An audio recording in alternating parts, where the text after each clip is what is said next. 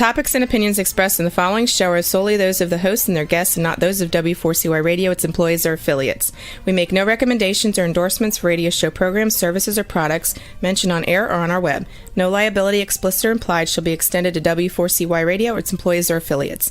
Any questions or comments should be directed to those show hosts. Thank you for choosing W4CY Radio.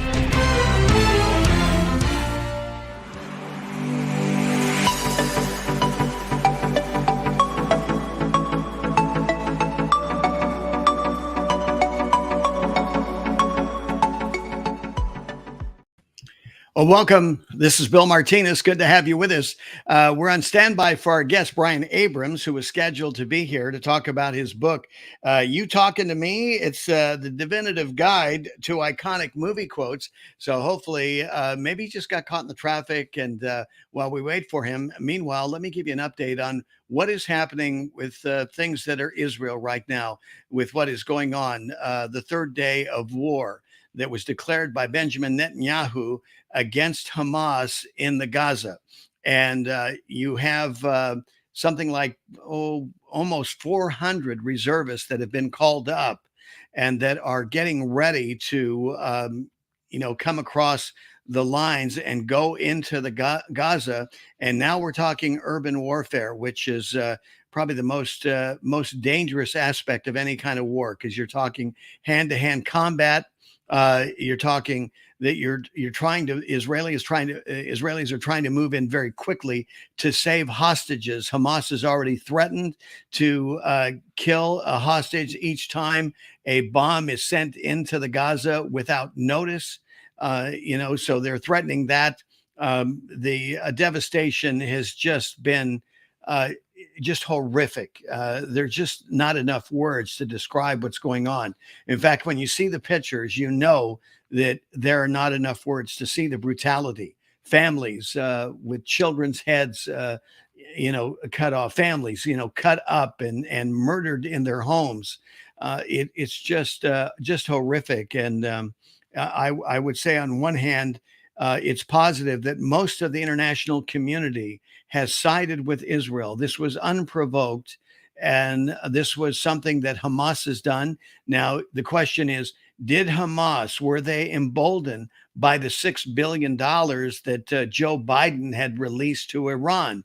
Because it's clear that Iran is joined with Hamas, just like they are to Hezbollah up to the north. Hezbollah has already fired some rockets, and there is that potential of having a two-front war possibly at the least going on from the north and the south. And Israel, of course, being who Israel is, they've been tested time and again, whether we're going back to recall what happened with the 6-day war when they were surrounded and there was no way that they should have won, but they did, because there is something supernatural, and I say quite spiritual, about Israel. And even this attack, from Hamas. And this is something that, I reminded our radio audience today. I had sent a text to Jonathan Cahn, if you remember, from the Josiah Manifesto. And I said, Jonathan, it's, 50 years since the Yom Kippur War. 50 is the Jubilee year. It's that significant, mysterious number that keeps coming up time and again. I think it's less and less mysterious and becomes more and more obvious that God's hand is upon this situation, because 50 years to the day from the Yom Kippur War, you have Hamas coming in to Israel, invading Israel, and just creating such human carnage that's so unconscionable. I mean, you had 250 young people that were out in the southern part of Israel on the other side of the demarcation of the Gaza. And the rebels, the terrorists, went into this area where you had, thousands of festival goers that were there having fun, enjoying, and keeping in mind that this day that they came in and did this. This was the day, the joy of the Torah is what they called it. This was the culmination of the celebration of the Torah. And here it is. Hamas comes in, kills over 250, take many captives. And some of the pictures of the captives, you see how they violated a young girl, for example. I mean, it broke my heart to think, how is she going to live with this? What kind of scars are they going to leave behind? And of course, we've heard stories of other, even Muslim women who have been on the show and talked about what happens within their culture, how women are beaten and disrespected and dishonored. It's unbelievable, and they've been violated, they've been raped, even by their own Muslim community. Can you imagine? And you just want to reach out and offer a hug or some sense of compassion, because it's such a heartbreak. And this is what we're seeing. We're seeing evidence of what Hamas did to Israeli women, these young girls, even young boys. It's just absolutely horrific. But Benjamin Netanyahu was bound and determined. To his credit as a leader, right away he declared that Israel was in a state of war. And what they've been doing since that period of time, the government has come and become unified over these events. So, kind of like which was said early on, that for Israel, this was Israel's 9/11, comparing it to America's response, where for a moment America could come together and be united. And of course, being who we are, that is a bit unsustainable, but hey, we'll take whatever days, whatever weeks we can get. And for Israel, our prayer is that they would remain unified. But what appears to be what's holding them together, not only is protecting those Israelis who have been kidnapped, certainly those Israelis who have been murdered, but those that have been so unjustly persecuted. United Israel is to go into the Gaza and just clean it up once and for all, whatever that means. I mean, we're hearing a lot of rhetoric from people outside. I look to Benjamin Netanyahu, I look to the leadership of Israel to handle their business. And it's not only there in the Gaza, but it's also the temptation, I'm sure, of Hezbollah, which is more directly, people would agree, is more directly affiliated with Iran. But either way, it's been clearly declared that there was no way that Hamas had the capacity and the wherewithal in order to conduct something as sophisticated as this was. And the fact of the matter that Israel was caught off guard, it's amazing to me. I had had the privilege of going to Israel, had an opportunity to visit these bunkers where they observe the line of defense, and they're constantly watching troop activity. This was just in the north on the Syrian border, right? And so it was quite a study and an eye opener to just see how sophisticated the operation was. And I'm sure even more so 5-6 years later. So how they could have broken through the barriers is something that, though some would say that's something to be looked at later on, it's something to be looked at now. I agree with, Ravek Ramaswamy, who said that this should not be delayed, that you need to know where the weak links are so that you can seal this up, especially at a time when you're going to war. You don't know if you've got, a double agent or, somebody that has penetrated the system in such a way. And, this is one thing that Israel has been known for, is surveillance. Whenever you fly into Tel Aviv, for example, you realize really quickly the layers of supervision, the layers of surveillance that is there. It may not be altogether obvious, but you sense it. And it's almost like there's these concentric circles around the airport as you go into Israel and into Tel Aviv, and then when you return to the airport. So it's the same thing. There's this constant defense line that surrounds these areas. And Israel has been, the champion, I believe, and the leader of the world in doing this. So how this could have happened is a mystery. But I'm sure that Israel is looking at that And this is a serious breakdown in their defenses to allow something like this to occur, where the fence was broken down, where you had an incursion into Israel, and of course, all the damage and horror that was wreaked by these terrorists. It's unbelievable. So Israel is going to have a lot of soul searching to do very quickly, I believe, and knowing them, I'm sure they will, to find out what was going on. Maybe because of the holiday. I mean, there could have been all kinds of reasons why they may have dropped their guard. The other thing, of course, has been said that Hamas kind of lulled Israel into thinking that they wanted to play nice, that they were cooperating, that they had accepted their fate, were willing to, kind of be a positive in the area. And it was to the point where Israel was allowing, people from Palestinians, from Hamas, from the Gaza, to come into Israel to work, to buy goods and that sort of thing. So there was a flow of people that they were allowing that to happen.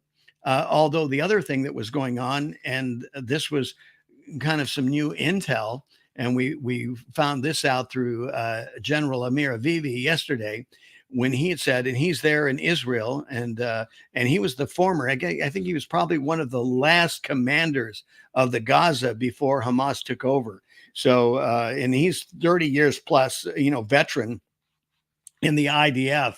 And he had said that what had happened is that the oppression and persecution of even Palestinians there under the rule of Hamas had gotten so unbearable that they were leaving out of the southern border of the Gaza and going to Egypt. So I don't know exactly what that number is, but this is part of the things that we don't understand, because when you think about the Palestinians are all getting bunched into one monolithic group, and they're not. Here's the Palestinians claiming that they're being oppressed, but I can say this: when I was in Israel, there were Palestinians who had access to Israel. They came into Israel, they worked there, they participated peacefully, and when they did, there wasn't a problem. I mean, in fact, many that I spoke with said they loved the Israeli government. Now, they said that to the side. They didn't speak that out because, you see, you have this ancient hatred and narrative that's being put out there that these kids grow up with. As little kids, they're taught to hate Jews. And this has been going on for thousands of years. They've been preconditioned. And I think America can learn, something from that, because what you've had is you've got generations of pre-programmed ancient hatred, so to speak, that has been taking place for thousands of years. How do you break that? It's just, it's just near impossible without God. And we're going to talk about that in just a moment. But still, it's just incomprehensible. But this is what has happened in the Middle East. Well, if it can happen in the Middle East, who's to say that it can't happen here in America, where our kids are being indoctrinated? They're being told by the ruling elite, the teachers, the academia, that says, "Oh, America is evil." The sin of slavery remains with it. That there's been no positive movement, though it has been our moral ambition from day one, as enumerated in our Constitution, that our goal is to move to a more perfect union. And when you go back and consider the history, the 247 years history of this great country of ours, nobody's claiming perfection. But look what we've done. Look what we've contributed, not only to the fellow citizens of America, of all colors. Okay. Have we got it all right? Nobody's claiming that. But look what's happening today. And this is what's hard, because we've moved along, I think in such a positive way that there are people that will not give the majority of Americans credit. Here we are, we have more mixed racial marriages than we've ever had, more successful blacks, Hispanics in this country. But there is that movement, those race baiters, those racist fascists that want control, they want power, and they want our money. And they don't care. They don't care about having peace amongst the people, because when we're divided, then we can be easily manipulated. And guess what? They're in the position of control and power. How sad that is. But hey, this is the country we live in, and you need to be aware of this dynamic, and don't just take my word for it. We say constantly on the show, you must own your own knowledge. Don't form your knowledge based on 8-second sound bites or somebody that, seems like a nice person that you can relate to. But look it's our responsibility as citizens of this country to know what we're talking about, to know what we believe, to know what this great American experiment is all about. In academia, sadly, civics classes, history classes on America has been replaced with, false narratives, theories. I mean, really, come on, we're smarter than this. I mean, it's okay if you want to toss up a theory every once in a while just to exercise your critical thinking, but to present theory as dogma and as fact, that is incredible. And it's beyond incredible. It's dangerous. It compromises our intelligence. It compromises our culture. And we're going to end up being like the Middle East, where you end up with ancient hatred. And when you talk to people, they really can't tell you. All they know is that they've been told to hate. They can't tell you why specifically. It's just that's what they've been told. Pretty much kind of like the same here in America. You ask people, I ask people, who told you that? And it's interesting because you ask me, and I mean it with all sincerity. Man, who told you that? Because I really want to know. Hopefully, my goal is in any conversation is that we're both all the smarter, that we're both, even though what may be said may challenge us. And the thing that I find is the thing that challenges us most is the thing that we need to discover and search after more heartily, because the prize is bigger in those situations. I mean, it was even like I don't know about you, but I was a bit insulted and with Nikki Haley, and I have respect, some respect for her. But when she had mentioned, I think Vivek had said something, and she says, "When I hear you speak, I'm more stupid," or something, something to that effect, which is very condescending. Come on, they're having a debate, and if you're challenged by that, to have a juvenile response like that is unbecoming someone of your position as a governor and former ambassador. That's like playground comment stuff, right? That's not something that should be heard on a debate stage at the level of running for president. See, it's that kind of vitriol that poisons the culture, that tells people, well, hey, Nikki Haley says that, so I can be cute and say the same thing. Well, it's not cute. So we need to own our own knowledge. We need to be responsible. We need to be respectful. And we need to welcome the differentiation of opinion. I mean, we got, think about it. 200 and I don't know, 45, 50, no, it's 345, 350 million Americans in this country with a diverse perspective and viewpoint.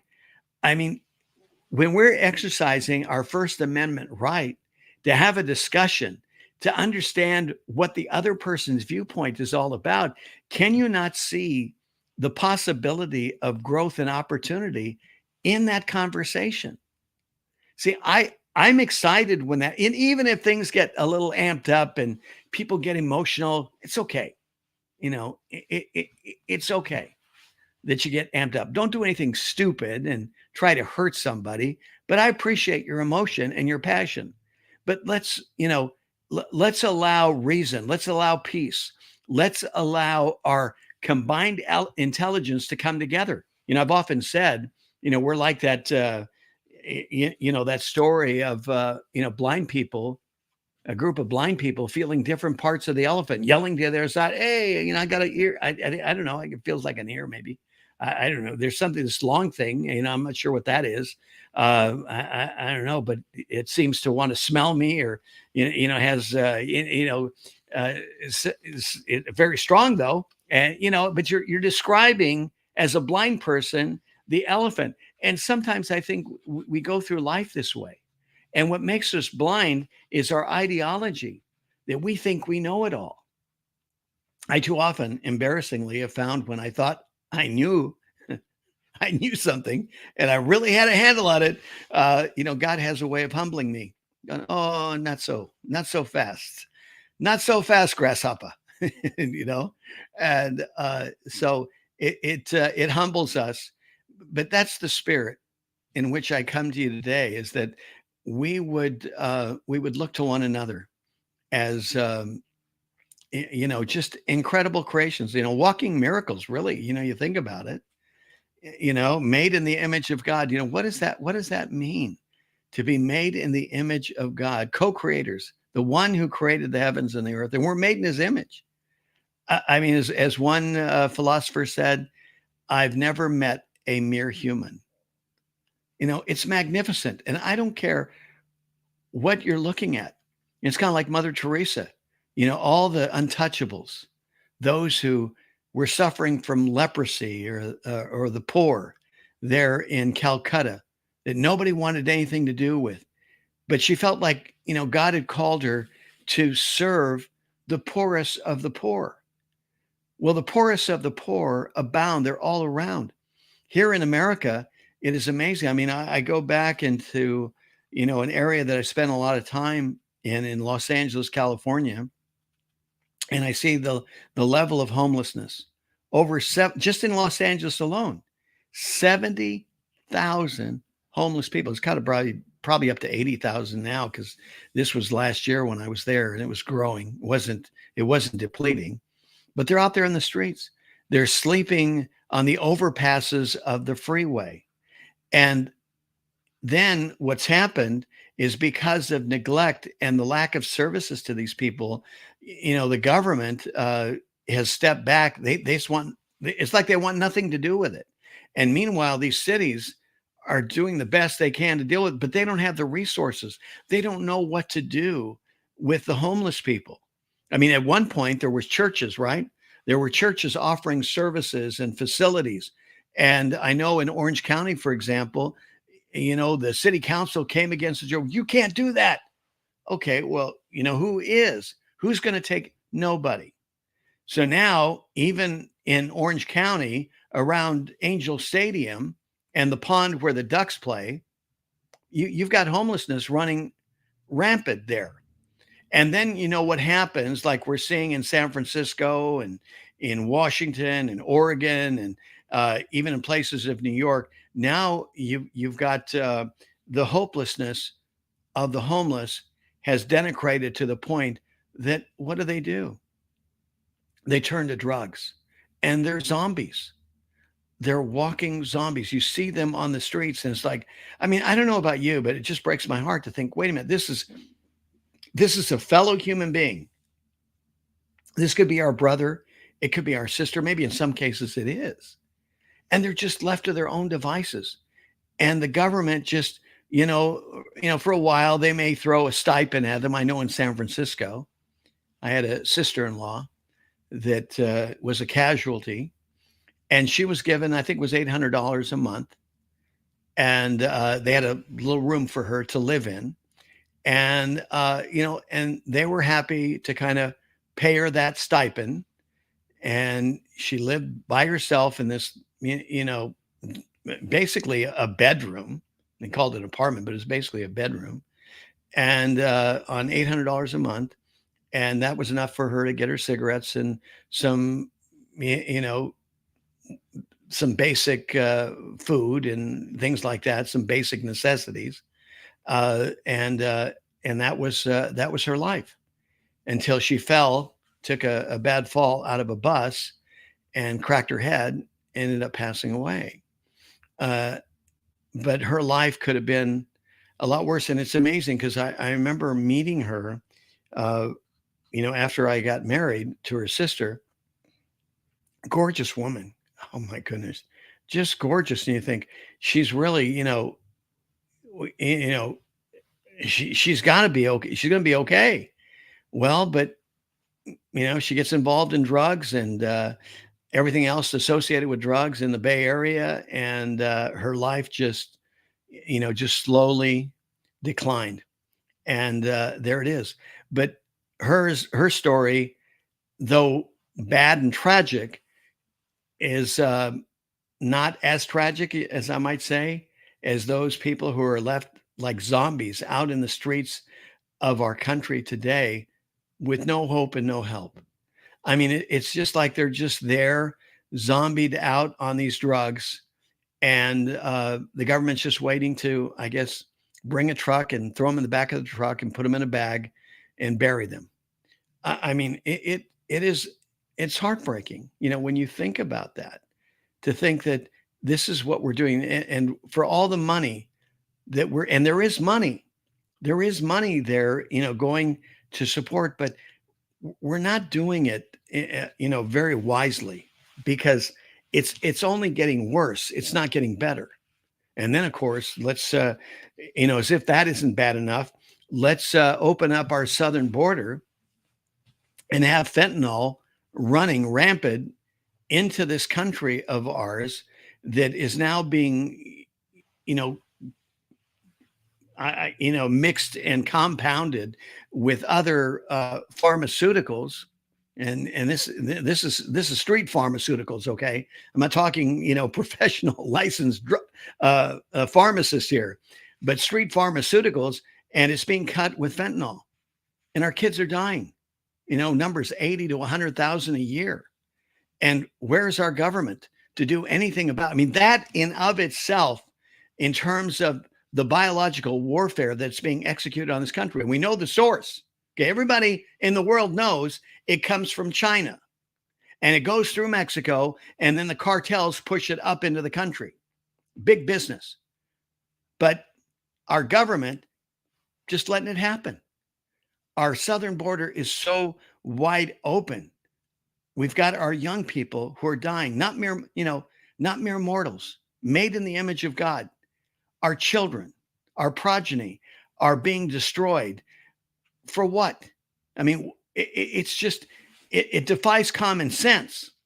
And there's no wonder that people are upset with Joe Biden for being in the pocket of the communist Chinese and the Biden brand. And, God only knows how much is being influenced in terms of his decision to not close the border. Something to me that is just academic. I don't think it takes a genius to figure that out. We've been saying this forever. And then, of course, now, there's a little bit of pressure and his poll numbers are going down. And so he acquiesces. Okay, we're going to build a border, but I don't believe in borders. I don't believe they work, but we're going to build it. 100 yards, 100 feet, whatever, some minor amount, which the border wall would have and should have already been built to its capacity, not to mention the fact that we had materials that are wasting and rusting that have just been lying dormant out there that we, the people, have paid for. But because Joe Biden and his stubbornness, because anything that has to do with Donald Trump, can't be bad, can't be good. We can't do it. The fact that it worked must be awful, but anything that happens to be associated with Trump. See, the media has told you that anything that's associated with Trump and the Orange Man's bad. Okay. So it's terrible. So, okay. So let's follow their logic. So being energy independent, managing inflation, people having more jobs, people's lifestyle on the upswing, national security, much better, than right now. I mean, we got Kim Jong-un not firing rockets. We've got, communist China paying us $400 billion a year to level out the playing field because of the trade differential. Thank you very much, Donald Trump. Okay. Donald Trump did that. Okay. And Putin was under control. Iran was under control. ISIS was under control. Taliban was under control because they knew if they crossed the line, Donald Trump was going to cut them no quarter, and they knew that. And so they were behaving themselves. Enter Joe Biden. Joe Biden presents a disaster. Now, this is Joe Biden. This isn't Donald Trump. Donald Trump did not extricate America from Afghanistan.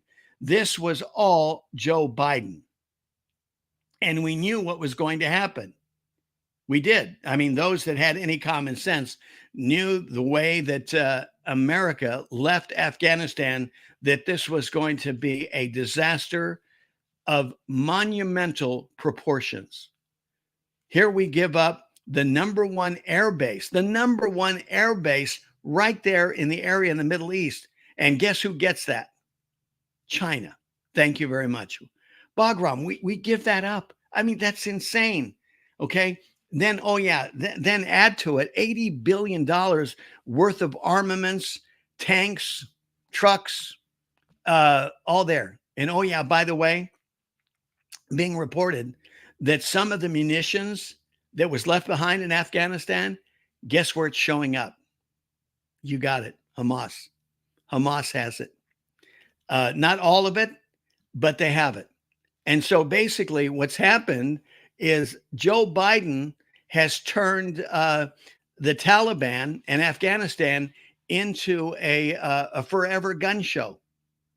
You know, you need guns, you need ammo. There it is. You got, the Taliban's got it. It's all U.S. made munitions. Here we are, we're running short on stuff. Maybe we ought to send a buyer over there and buy some of the stuff back and derivate it to Ukraine. By the way, also, they're discovering, and you can check this out yourself, because this was shocking to me as well. Here we are, for all the money that we're giving to Ukraine to defend themselves against Russia. See, again, Ukraine, they're not as holy as you think. I mean, this is a corrupt country. Their leadership has been, it's so deep. It's kind of like America in a sense, okay, that we have so much corruption running so deep, you can't even get a handle of it. I mean, you talk about going scorched earth with Hamas. I think that's what we need to do with our government. We the people need to go scorched earth on our government in order to clean up the corruption. Because Ukraine, here we are, we're giving them all this ammunition. Even Biden had to admit, and the generals had to admit, hey, we're running short on munitions. Why? Oh, because we're giving it to Ukraine. So, here's Joe Biden, whether we're talking the Strategic Petroleum Reserve that is half empty, okay, not even half full, half empty. And why is it half empty? Because of political reasons, not because of war. So here we are, all hell's breaking loose. We are so close, so much closer, like they do. You may not be aware of this, but in the Pentagon, they have certain alert levels. Well, the alert levels have been increasing. You've got to know that, especially with the recent events in Israel. So we're at a higher alert level. And the generals are checking the cupboards. Everybody's checking munitions, and trying to figure out the scenarios. What if? What happens?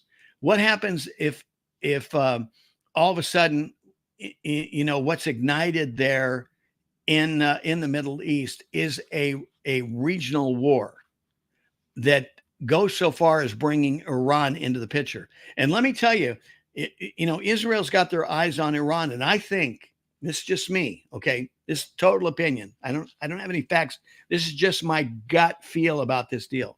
Is that yes, Iran was upset because Israel was making a deal with the Saudis and the Crown Prince. They just could not stand that to happen. There's no way. And again, you get, if you know a little bit of the history, with the Arabs, it's like the Hatfields and the McCoys, the Sunni and the Shia, okay? And the Shia are the ones who have their leadership has a direct relationship or a relative connection to Muhammad. The Sunni do not. This is why you have the crown prince and their governance. So that's kind of the difference. Most of the other tenets of the Muslim faith is consistent. It has to do with the leadership issue, but yet you got that tension between the Sunni and the Shia, which is the Hatfields and the McCoys. Regardless, Iran not too happy that the Abrahamic Accords are coming into play, that Palestinians are being sidestepped, and that, which again, you can thank Donald Trump for that, because Donald Trump just asked the question going, hey, did you ever think about ignoring the Palestinians? I mean, you've been trying to do this for decades, trying to come to some sort of peace accord. And the Palestinians have already told you, this is the way we'll play. We want Israel gone. So get Israel gone, and then we're all in, because that is their dogma. Okay, there's no compromise with the Palestinians. The only thing you're going to negotiate with the Palestinians when it comes to Israel is their funeral. That's it. Okay, how is that tenable? And there's, no matter what, the United States time and again has tried to get involved, and what they fail to understand is that this is God's land. Now, I'm going to go a little spiritual here on you, but you need to understand the dynamics here. And let me tell you what happens. Each time the United States gets involved, and this is well documented, you can check this out. Every time they get involved and try to broker a two-state solution, America within 48 hours experiences a massive national disaster. Did you hear me? Okay. Every time America interferes, I don't care, from Bill Clinton to George H. Bush, just go on through history and see when America has tried to put pressure on Israel to give up land for peace. You've got a incredible natural disaster. I mean, to the tune, it's probably close to $1 trillion. Last time I counted it, I think it was close to $1 trillion worth of documented damage in natural, and we're not talking climate change here, okay? Don't even bring that up, because this happens as a direct consequence to America thinking that they somehow are real estate agents for God's land. Not your job. Get out of there. You're knuckleheads. I mean, look at it. But they can't help themselves. Blinken, the Democrats, they're back in there trying to do it. And I'm going, oh, you don't even want to go there, because there's too much history to tell you different. See, these things are definitive. And again, it demonstrates that God's hand is upon Israel. It has always been. Just like God's hand, for the benefits that we have received here in America, God's hand has been on America. But, we've got a portion of America that says, oh, that's okay, God, we'll take it from here. It's hysterical, right? I mean, like we have it all together. Yeah, we got a president that we don't even know that he's really, all that legitimate. We're told he is, okay. And look what he's done. Look what he's done to the country. See, but it goes back to what I was saying earlier. See, this is what one lie begets another lie, begets another lie, begets another lie, to the point that you got Joe Biden as president. I mean, this is the consequence. I mean, it's not just one lie. There were multiple of lies. There's multiple avenues of corruption. That's what I'm saying. It's so corrupt. Our government is so corrupt. You don't know who to trust. You don't even know who's a Republican or who's a Democrat anymore. It's a uniparty or whatever. I mean, and I don't blame you. And for all the money that has been spent on investigations and everything, do you realize nothing has hardly been, hardly investigated in terms of the election? Oh, no, you can't go there. You can't talk about Dominion. Oh, no. Even though, who was it? The CEO of Dominion was before Congress. He lied about the machines having a modem, having internet access. He said, no, it didn't happen. Oh, what's this little box here? Looks like a modem to me. A modem connects to the internet. That means it had the capacity. I'm not saying you did, but you're saying you didn't. And I'm saying you had the capacity. Could it have been possible that these machines somehow were connected? Oh, no, absolutely. You had to just believe this constant lie. which goes back to what Dinesh D'Souza had shared with me years ago after he got in trouble and went to jail. He said, Bill, he said, one of the things, the big takeaways I learned, and I learned it from him, is cons never give up the con. The convicts never surrender the con. It's always the con forever till the day they die. That's what goes on. I mean, you can't expect Joe Biden to all of a sudden come in and say, oh, okay, I feel bad. I haven't been able to sleep for the last several years. Here's my bank statement. Yeah, you're right. Here's all the shell companies. Here's all the grandkids that got money. You really think it's not going to happen? I mean, it's not going to happen that way. And, but yet it's amazing what the Democrats did. And I guess the hypocrisy of it all is so frustrating because what the Democrats did to Donald Trump, right? Off a stupid phone call. You had people on the call that basically, you got this ambassador who's upset because he's not the boss, the commander in chief, Donald Trump, he's the boss. He didn't want Donald Trump to be the boss of him. So somehow he gets offended and he sets up a cabal with the Democrats to have an impeachment inquiry and to effect an impeachment just for fun, to resist Donald Trump and all the efforts that, the positive things he was doing for our country, as I mentioned, energy independence, higher income, people, doing much better, national security, our border under control. But no, Democrats could not participate in that. But we're going to talk about some silly phone call and an ambassador, which, I said from day one, this is an HR problem. This is a human resource problem. This is not, you don't bring Congress in to talk about this stuff. This is absurd. But, this is what Nancy Pelosi and the Democrats did at the expense of the American people. And of course, then here we are also, before that, you got Hillary Clinton with her Oppo research. What damage did she do to our country? And yet, it's beyond me. And I was just talking with another expert today about this, about, disinformation and the communications. I think what should happen is maybe when somebody is given place and they come on a TV show or a news show and they're talking, there should be some sort of, kind of a batting average of credibility, right? I mean, like every baseball player, they have their batting average. It tells you, okay, how good are they really? You might be able to talk a game, but, can you play the game? And so maybe we need to have that, for our politicians so that there's a qualifier up there that the last 9 out of 10 things that she talked about, she was wrong. She's got so many Pinocchios on her that we stop counting. Okay.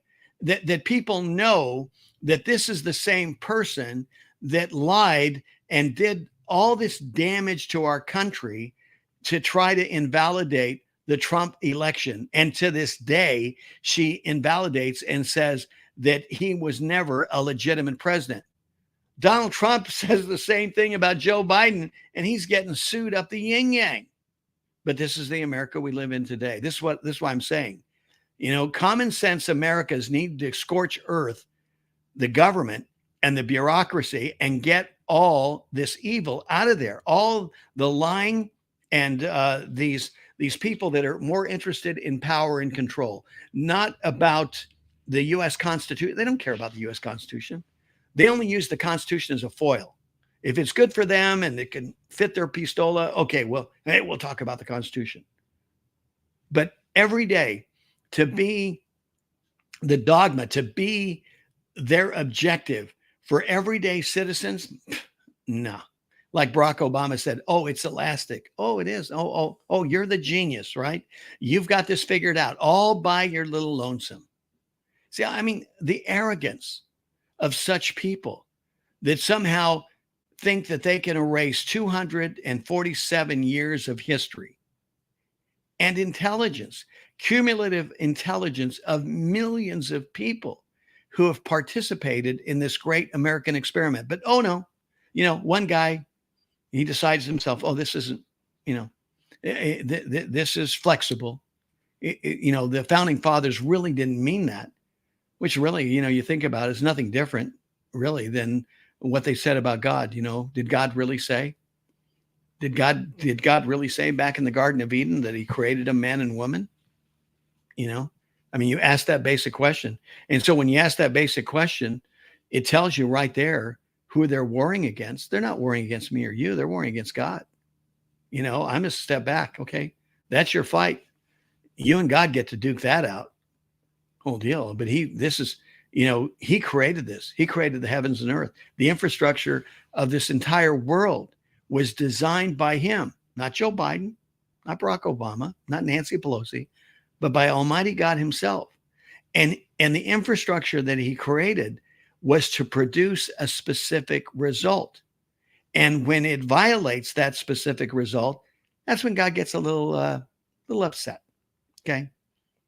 So, you can have it easy or you can have it hard. Follow God's principles, his laws, do it his way. It goes well with us. You want to do it your way?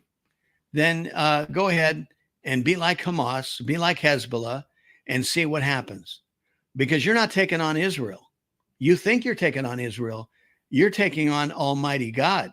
Because if you remember what happened in the 6-day war, Egypt and Syria thought, whoa, we got this in the bag. We got them surrounded. I think they were outnumbered something like, 58-1? It was impossible. The odds were impossible for Israel. But guess what happened? It was Egypt and Syria tucking their tail and running for home, because God Almighty has a infrastructure, has an established plan that when you honor that plan, it'll go well with you. You violate it, it's like violating gravity. Good luck. You're going to find out. Unfortunately, some of these things, in terms of the consequences of how we violate God's principles, it takes a little bit.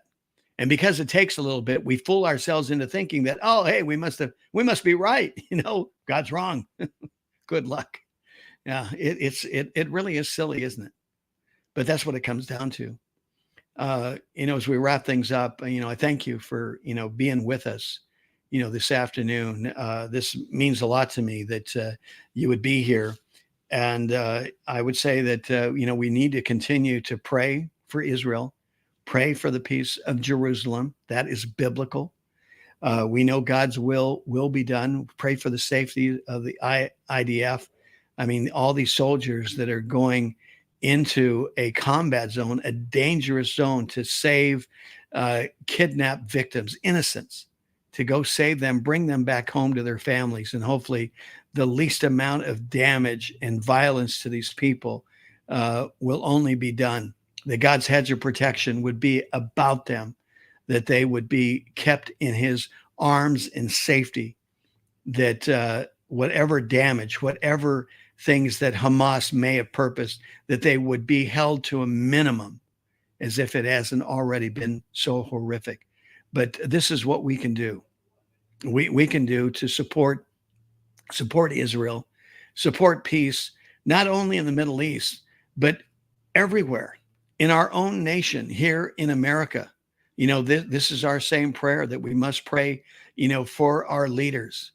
We must pray, for this country, that we would return to first principles, the godly principles that God blessed us with, that, the pilgrims came from Europe to demonstrate and to realize and to lay down a infrastructure, a future, for all of us. And here it is. What a grand experiment. And we've been so blessed in so many ways because of, what our founding fathers have done on our behalf. And my prayer is that we would honor that commitment and return passionately and aggressively to these first principles that made America great. Again, thank you for being with us today. For more information and to be a part of this mighty movement to return to God and to save our country, check it out, BillMartinezShow.com. May God bless you and keep you. Make his face shine upon you. May he be gracious unto you and give you peace. Go and be blessed. Thanks for being with us.